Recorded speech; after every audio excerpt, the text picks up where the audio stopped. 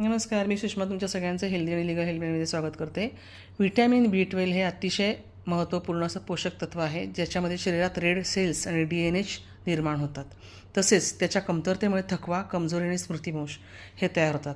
ह्या समस्या निर्माण होतात आणि त्यामुळेच अंड्याचे योल्क म्हणजेच पिवळ्या भागात व्हिटॅमिन B12 मोठ्या प्रमाणात असतं. शरीराला त्याच्यातनं एनर्जी मिळते, मांसपेशी खूप मजबूत होतात. त्याचप्रमाणे सॅल्मन, टुना आणि मॅक्रेलसारखे मासे व्हिटॅमिन B12चा मोठा स्रोत आहेत.